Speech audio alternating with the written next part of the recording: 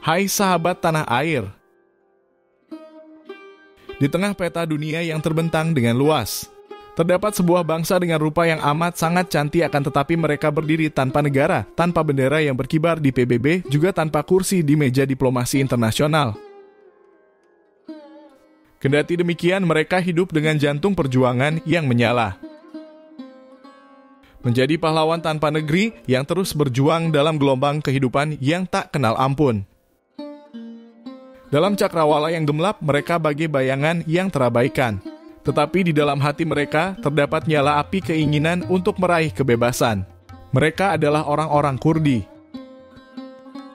Suatu bangsa dengan manusia tercantik dan memiliki populasi lebih dari 30 juta jiwa yang tersebar di pegunungan dan lembah-lembah yang kini terbagi oleh batas-batas negara di Timur Tengah.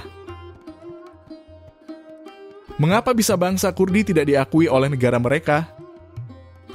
Tetap tonton video kami sampai akhir agar tak salah paham.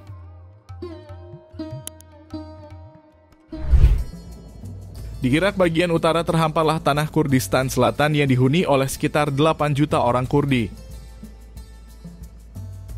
Di Turki bagian timur terdapat Kurdistan Utara yang didiami sekitar 16 juta orang Kurdi. Kemudian di Iran bagian barat, Kurdistan Timur ditempati oleh 8 juta jiwa orang Kurdi.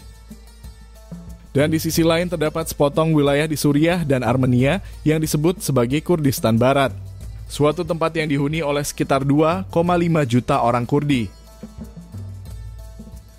Orang-orang Kurdi ini mendiami dan menetap di semua wilayah yang mereka sebut sebagai Kurdistan.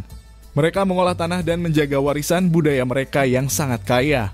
Tetapi sayangnya, tanah yang hari ini mereka pijak dan mereka sebut sebagai Kurdistan tidak diakui sebagai negeri. Karena itu mereka menjadi salah satu kelompok etnis terbesar di dunia yang hidup tanpa tanah air. Sebuah bangsa yang besar dalam semangat, namun justru tidak terlihat dalam peta politik dunia. Secara historis, bangsa Kurdi dengan darah Aryan yang mengalir dalam urat nadi mereka telah menghuni tanah Kurdistan yang membentang di utara dan timur Laut Mesopotamia sejak zaman dahulu kala, sejak sekitar 2000 tahun sebelum Masehi. Sebagai nomaden, mereka bergerak dari pegunungan yang keras menuju daratan Mesopotamia yang subur. Mengembangkan ternak dan bertani serta menjaga tradisi yang telah berlangsung selama ribuan tahun. Kebudayaan mereka amat kaya dan beragam, yang tercermin dalam puisi yang diukir dengan bahasa yang unik sejak abad ke-7 Masehi. Melalui musik yang mengalun di istana-istana Emir Arab, serta sepatu kulit yang dibuat tahan lama untuk menapaki medan pegunungan di Kurdistan. Masyarakat tradisional Kurdi terikat oleh suku-suku yang dipimpin oleh syekh atau aga yang sangat dihormati. Sebuah kepemimpinan yang karismanya masih terjaga hingga hari ini. Kemudian Islam memasuki bangsa Kurdi sejak abad ke-7 Masehi. Dan sejak itu mereka dikenal di Asia Barat Daya sebagai kelompok yang kuat serta berpengaruh.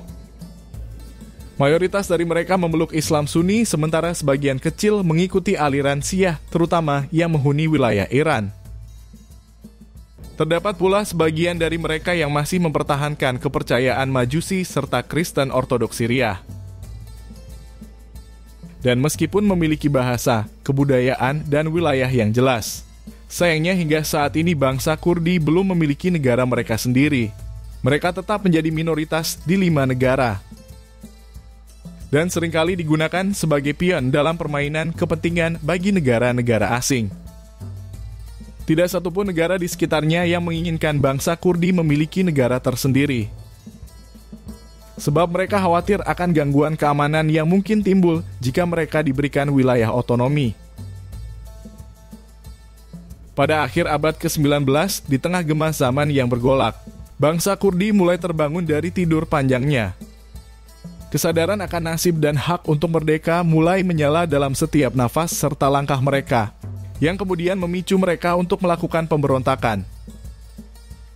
Karenanya bisa dikatakan bahwa pemberontakan yang dipimpin oleh Syekh Ubaidillah pada tahun 1880 di Provinsi Hakkari lebih dari sekedar pemberontakan biasa, melainkan sebuah luapan suara hati yang mendambakan kebebasan. Surat kabar yang mereka terbitkan yang dengan bangga mereka namai sebagai Kurdistan, ibarat trompet perang yang memekikan keinginan untuk diakui. Lembar demi lembar, kata demi kata, budaya dan gelora perjuangan bangsa Kurdi mulai tersebar luas menembus batas, menggugah hati, serta menggerakkan jiwa.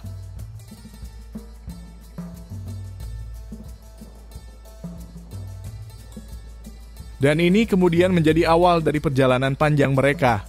Sebuah perjalanan yang dipenuhi dengan tantangan dan pengorbanan untuk mendirikan negara Kurdistan yang independen. Pada tahun 1919, di tengah kekacauan dunia pasca perang, Syekh Mahmud berdiri dengan gagah berani di Sulaimani. Dia mengumandangkan suara kemerdekaan yang telah lama terpendam. Syekh Mahmud memproklamasikan pembebasan Sulaimaniyah dari cengkraman kolonial Inggris, sebuah tindakan yang berani namun juga penuh dengan resiko. Mendengar kekuatan itu, Inggris dengan segala kekuatannya tidak tinggal diam. Pihak Inggris menindas dengan kejam untuk mencoba memadamkan nyala api yang telah dinyalakan oleh Syekh Mahmud. Kendati demikian, peristiwa Sulaimaniyah bukan sekedar pemberontakan, tetapi juga sebuah teriakan bangsa Kurdi yang menuntut untuk diakui.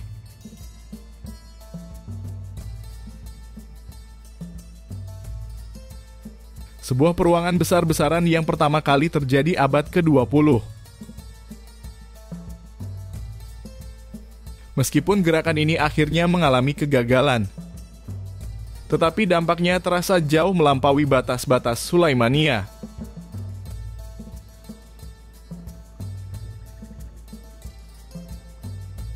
Pengaruhnya menyebar ke wilayah Iran serta Turki, membangkitkan semangat perjuangan di hati bangsa Kurdi secara keseluruhan. Itulah alasan mengapa bangsa Kurdi tidak diakui oleh negaranya. Apa kalian berminat untuk membawa pulang wanita Kurdi? Terima kasih.